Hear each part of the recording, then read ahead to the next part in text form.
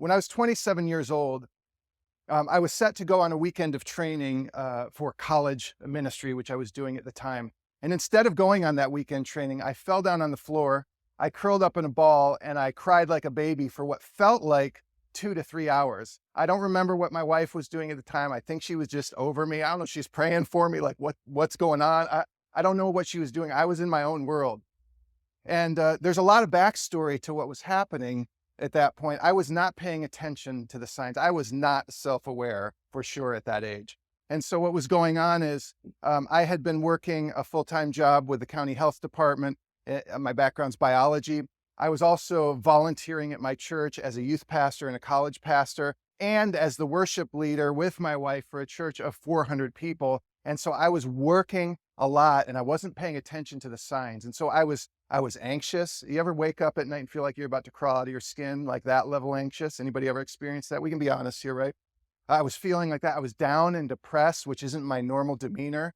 And it wasn't just the overwork. I was a mess in so many areas of my life. So relationally, I was newly married, and I had an anger problem that I inherited from my father, but that I could no longer blame on my alcoholic father. And so I was trying to get that under wraps. I remember stupid stuff, some stupid, some not so stupid. But one time I went in the refrigerator. I was so angry at my wife. It wasn't her fault. It was me, but we were yelling. And I took a bottle of ketchup and I just start spraying it all over that, like that level anger. So that was funny, but it wasn't funny when I punched holes in the wall.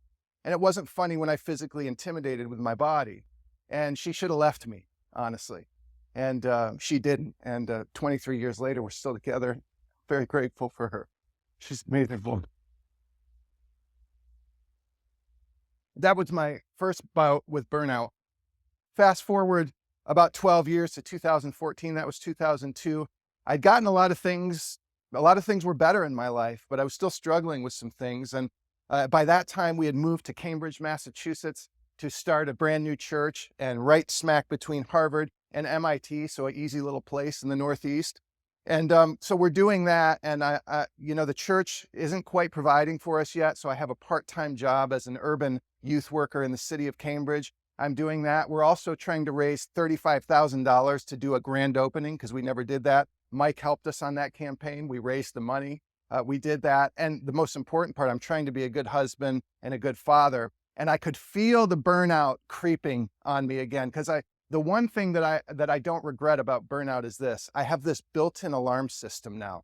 And when I start getting close to going beyond my capacity, or other areas of my life are out of sync, I start with this anxiety will start creeping up on me. And I know that I need to pull back a little. So I'm really grateful for that. So that was happening. And I remember that Wednesday afternoon, I don't know why I remember it's Wednesday, but Wednesday afternoon, I had a block of prayer time. That's some of my background. It's okay if that's not your background, but it's relevant to my story, so I want to share that with you. I have this prayer time scheduled where I just have a block of time to be with God.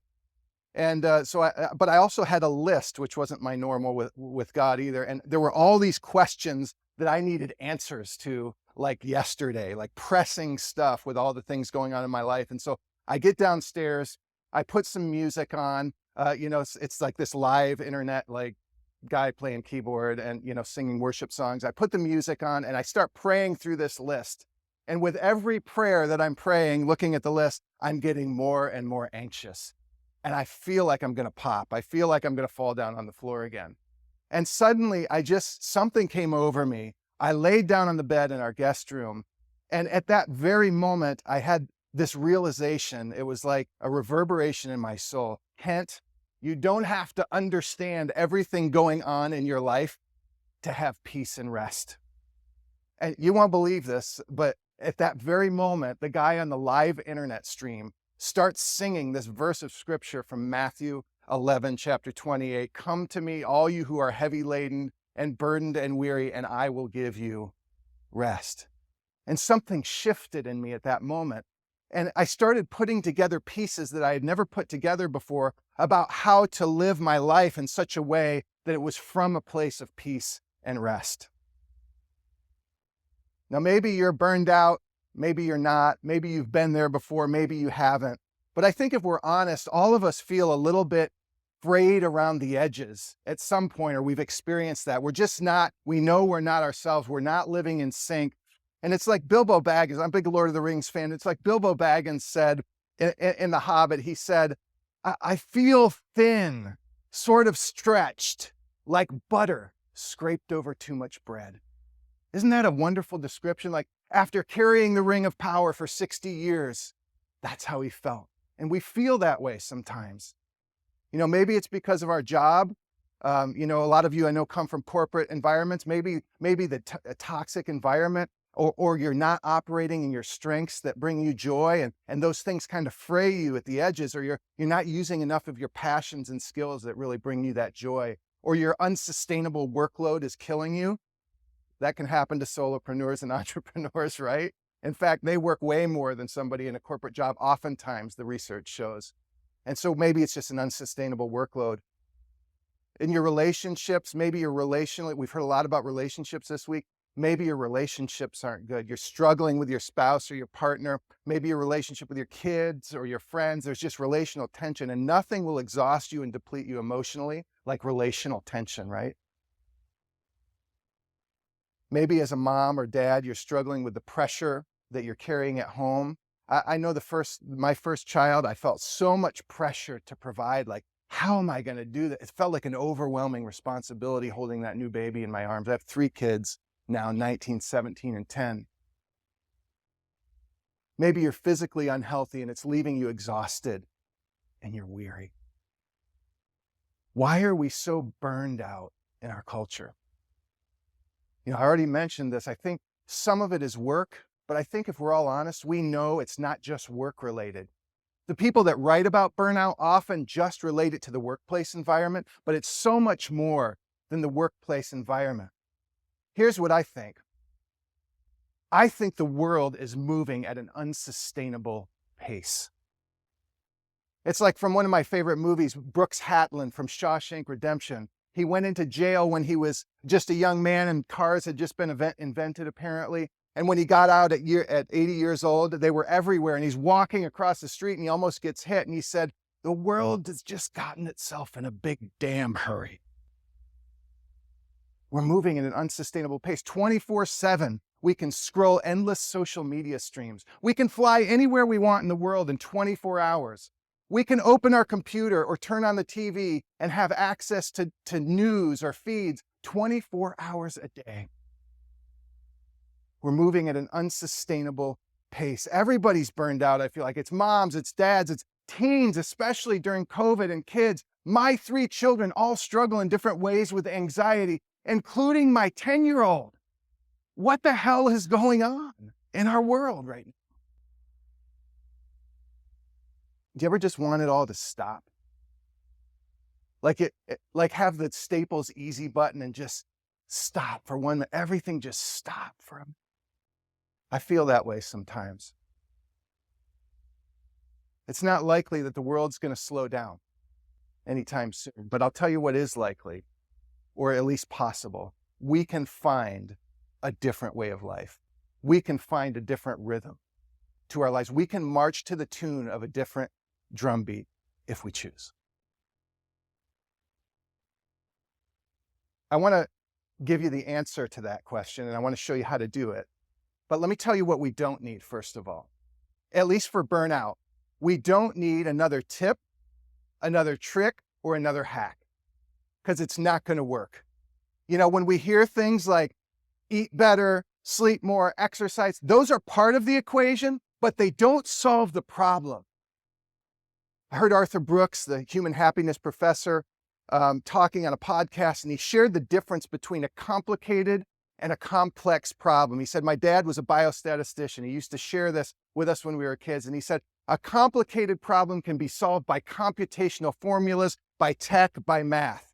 A complex problem cannot. So for example, the Patriots playing the Dolphins, that's a complex problem, so to speak. It doesn't have an outcome that we can predict or anticipate. We can do all we want to try, but we're not going to do it. That's why we love watching the game, right? Cats are complex. Toasters are complicated. A jet is complicated. Human beings are complex. You get the difference, right? We're trying to solve a complex human issue with complicated formulas, and it's not working. It's not working. And so today I want to answer a few questions, but let me just tell you up front what I believe. The answer to burnout is not work-life balance. The answer to burnout is wholeness. I want to say that one more time. The answer to burnout is not work-life balance. The answer to burnout is wholeness. And I want to explore with you what that means. So I'm going to answer a few questions. What are burnout, balance, and wholeness? What do those terms mean? And then how do we move towards wholeness? Because like balance, like wholeness, balance and wholeness, it seems nebulous. Like, what is that? What does that mean? And so burnout, let me start with that. The World Health Organization recently identified burnout as occupational phenomenon and defined it as workplace stress left unmanaged. Now, that's a good definition, but like I said, it's just part of a piece of the puzzle. And so I don't think that quite covers it. Here's how I define burnout. Simple working definition right now. I define burnout as a state of relational, emotional, spiritual, or physical depletion or exhaustion. Relational, emotional, spiritual, or physical depletion or exhaustion. It can be one of those areas. It can be several of them tied together. So that's burnout. What do I mean by when we say balance? I understand the term when we say work-life balance, but let me tell you why I think it's the wrong term. The word balance in and of itself means equilibrium. The word means equal. And when you picture balance, you see the scale and you're constantly trying to balance the scale. And let me just tell you something, it's freaking exhausting. It's exhausting. It's the wrong word for the problem. Now, people will tell you, I think they got the concept right. Balance is not equal attention, but appropriate attention to the right thing. I believe that. It's the right concept. The problem is it's the wrong terminology. And as a speaker, as a writer, someone who loves language, I think it's really important to define terms the right way. I know in our culture, in our day and age, we define terms whatever way we want. Sometimes I'm guilty of it sometimes myself, for sure. But if we want clarity that leads to breakthrough, we got to start by defining it the right way. So balance. Furthermore, life is not equal. Let's just put it in a corporate context for a minute, because many of you come out of that. We work for 8 hours or more. We sleep for 8 hours, hopefully or ideally. And the other 8 hours, which is split up between morning and then when we get home from work, all the other stuff has to fit into there. Our physical health, our hobbies, our fun, our family, our relationships, all this stuff. It's anything but equal. Life is not equal. And so I get the concept is right, the word is wrong. Now, what is wholeness? It's an altogether different but more appropriate word, okay? Wholeness doesn't imply equality. It implies completeness.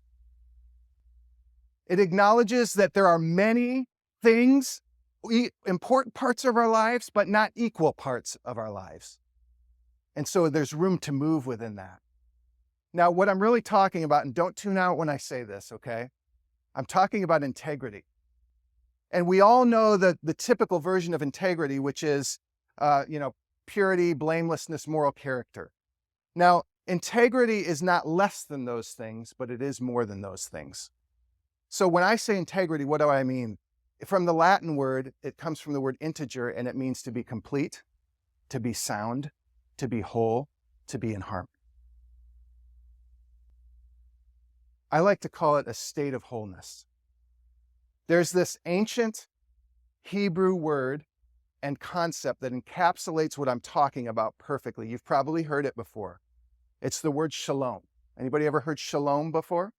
It's used often as a greeting in Hebrew culture, shalom, shalom, or to leave a conversation. And it is a greeting, but it's actually so much more. And I think it perfectly describes what I'm going after. It means, again, the same as integrity. All is well, health, prosperity, peace, harmony, and wholeness. But here's the key. And I honestly believe if you get this, it will change your life like it did mine. Here's the key.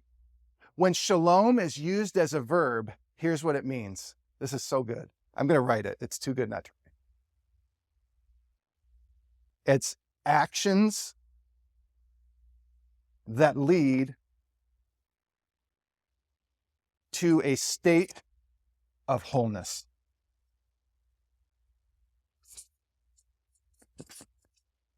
Shalom. One author said it this way. He said, it's the way things ought to be. What are these actions that lead to the state of wholeness? That's where I want to spend the rest of my time talking about, because I don't want to just give you great concepts. I want to give you handles to grab around to actually put this to work in your life. Now, this came out of, it's hard to condense it all because it's come out of 20 years of living. But I call it and I wrote this because I didn't want to take the time to do all the writing here. So I call it my rhythms of rest framework. And what I mean by REST is relational, emotional, spiritual, and tangible. It's actions that lead to a state of wholeness. Let's start with the relational. We've heard so much of that in this gathering, and it's so important. It's so important. I like what Gary Smalley says. He's a popular relationships author. He says, life is relationships. The rest is just details. Isn't that good? Life is relationships. The rest is details. See, what I believe is healthy relationships, they give us wings. They help us to fly. They lift us up and help us be the people that we were meant to be. How many like Mr. Rogers? I like Mr. Rogers. I was a fan. At 70 years old, Mr. Rogers went to the Emmy Awards, and he was receiving another daytime Emmy among several that he'd already experienced. And he was also receiving the Lifetime Achievement Award for his show. And here's what he said that night. He said, all of us have special ones who loved us into being.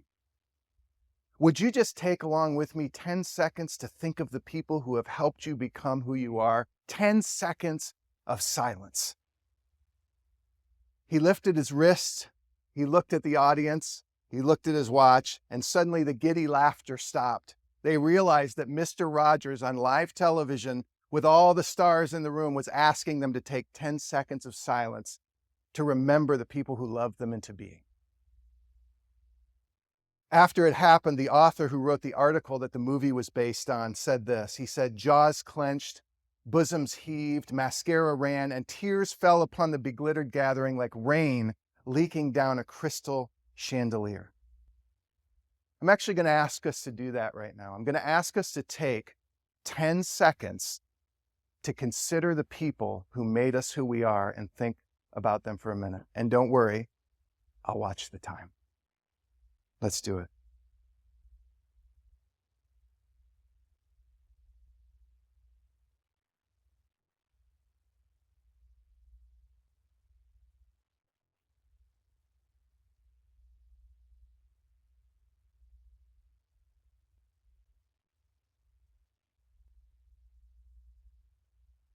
It's amazing what 10 seconds thinking about those people can do, isn't it? Just a small pause. Every significant thing, here's what I've noticed. Every significant thing in our lives, actually good or bad, is tied to a person or a relationship. Did you ever notice that? If we want to find wholeness, we've got to start here. What do I mean by that? There are three categories. There might be more. These are the three that I think are probably most important. Your inner circle. So that could be your spouse, your partner, your kids if you have them, that inner circle. The second, your comrades, coaches, and counselors. That could be your best friends that are going to bleed with you, right? And then people like coaches and counselors. And then thirdly, your tribe or your community. Those are the three that help us find relational wholeness. On the counseling, I'm such a believer in this, the coaches and counselors. I currently have a counselor. I love it. I need it. I'm in a transition. It's been hard. It's been great to process with him. Me and my wife have had several bouts of marriage counseling over our 23 years. They've been so fruitful and helpful. My kids right now each have a counselor, my two kids. We're also doing family counseling right now because we've had a difficult time with one of our children the last few years. And so you're probably saying, dude, you're messed up. Maybe, probably. But here's what I'm doing.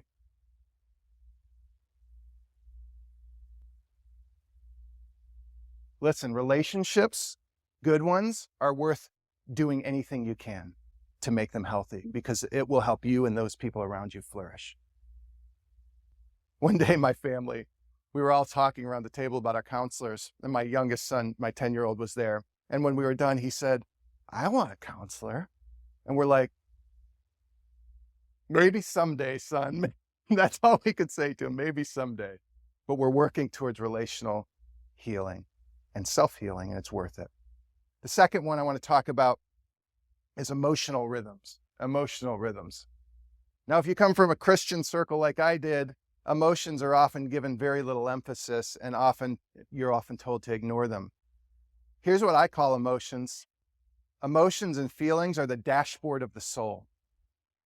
What do I mean by that? When you look at your car dashboard, especially in these digital dashboards, and a light pops on, a check engine light, a maintenance light, you pay attention to it, don't you? Your feelings are the same way. You can't always live by them and do exactly what they want you to do, but you had better well pay attention to them because they're trying to tell you something. It's like the check engine light going off. What are emotional rhythms? Now, this can be wide and varied, but here's three that I put. Feelings, your mind and your intellect. So that would be taking care of your mind. My grandmother did crossword puzzles till the day she died. At 92, she was as sharp as a tack. How are you reading? How are you learning? Doing all that sort of stuff. And then will, volition, or choice. We have choice overload, don't we? We go to the grocery store, it's no longer 2 or 3 items, it's 10 or 15. And you go to the internet, it's thousands. It's debilitating sometimes. Choice overload. So your will, your volition, your choices. Here's how I would encourage you to start. If feelings are hard for you or emotions are hard for you, start by keeping a journal and ask this simple question. What's one way I felt today and why? I'll give you a step 2 in that. If you have a partner, a best friend you could call on the phone, whatever, call them and ask each other that question. What's one way you felt today and why? And don't just say fine. My wife says fine. She loves the word fine. I'm like, honey, I love you so much. Can you please try a different word? Because I have trouble wrapping my mind around fine. It's a great way to start. Let me give you one more way to replenish emotionally that I never caught until I started doing it. Go have fun. Your emotional life is one of the hardest things to replenish when it gets depleted. And what I noticed is having fun will replenish your emotional tank. Have fun. I have fun more than this, but I schedule at least one fun thing per month. I'm like, God darn it, I'm going to get one at least. The third rhythm is spiritual rhythms. Spiritual rhythms. Now, depending on how you parse this can be a faith or it can be a philosophy of life. If you're not a person of faith, it's really important either way to have a robust philosophy of life. Like you need something deeper to anchor yourself in, even if it's not religious. Find a philosophy of life that works for you and anchor yourself in it, ground yourself in it. The author of Psalms said it this way. He said, he is like a tree planted by the streams of water that yields its fruit in season, and its leaf does not wither. In all that he does, he prospers. Who is he? He who meditates. That's one of the qualifications. Now, you can meditate a lot of different ways. Christian meditation is different from Buddhist meditation. We know all those things, but it's he who meditates. See, we need spiritual practices and disciplines or philosophy of life practices that anchor us and help us flourish. You guys probably heard of Charles Duhigg. He wrote The Power of Habit, a little more technical than Atomic Habits, but he came up with this thing called a keystone habit, or noticed it in his research. And a keystone habit is one of those habits that drives a bunch of other habits. So if you get this one, it will drive a lot of other good habits. And one of the habits that he gives is meditation. So call it prayer, call it meditation, whatever you want, but it's a keystone habit. So what are 3 spiritual rhythms that we got to get our heart around? Identity and purpose, that's a big one. We don't have time to go into it today. Rest and Sabbath, and then spiritual practices, disciplines, or things that ground you. So 2 of the ones that have been huge in my life are the daily rhythm, getting up, spending time in the scriptures, praying, that sort of thing. And then this one is huge, rest and Sabbath. You know what Sabbath means? Shabbat, all that it really means? It means to cease or to stop. Stop for one day, 24 hours, being productive. Don't check your email. Don't do work stuff. Don't have work calls. 24, this saved my life. It saved my life if we can learn to stop for 24 hours. The final one is tangible rhythms.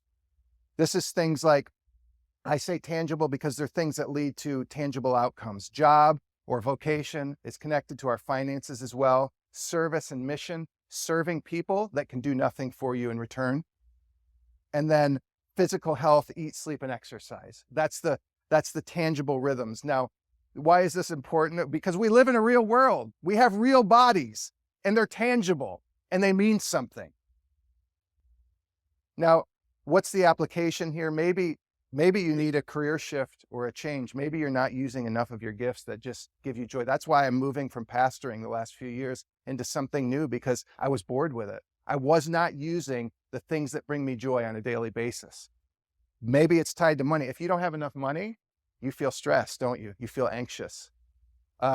Maybe it's serving others in some direct way that has no benefit to you.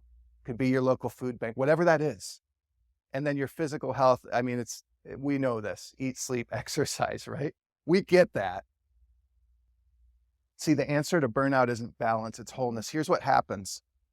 If we have just one of these, here's what I used to think when I was young. If I just had this area down, all the others would take care of themselves, until I found myself curled up on the floor like a baby crying for 2 hours.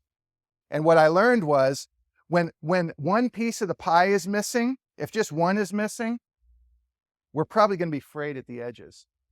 If two are missing, we're either going to burn out or we're close to burnout. If three are missing, you will burn out, I guarantee it.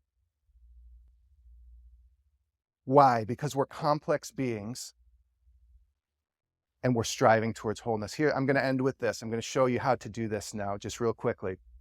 If you want to know where to start, pick the area of pain. Pick one of these areas where you have the most pain. C.S. Lewis said these words. He said, God whispers in our pleasures and he shouts in our pain. Pain is a megaphone to rouse a deaf world.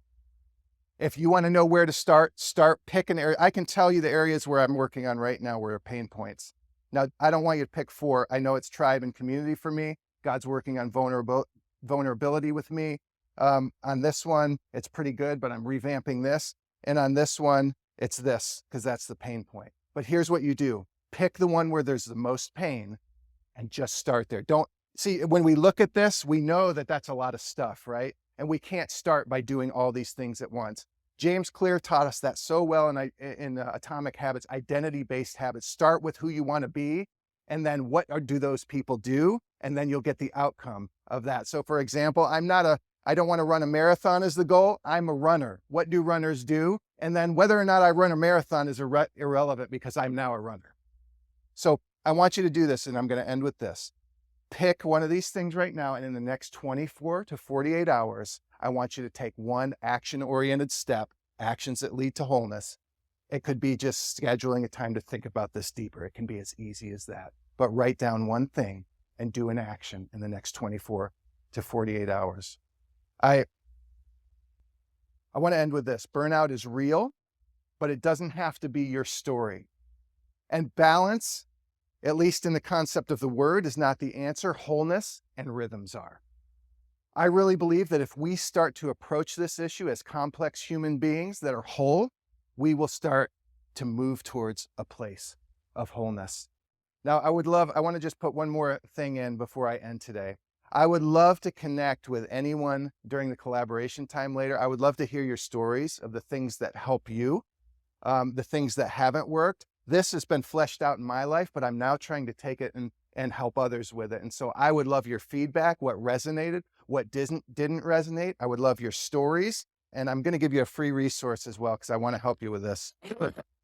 So if you go to my website, 2 free resources at kentmurawski.com/burnout. I put together a couple resources. I have a free rest assessment. It's crude, it's in works, but it will start to give you an idea of what areas you need to pinpoint. And then I'm going to give you my free purpose clarity guide as well, just to say thank you. I really appreciate you being here today and listening to my talk. And thank you so much. Yeah.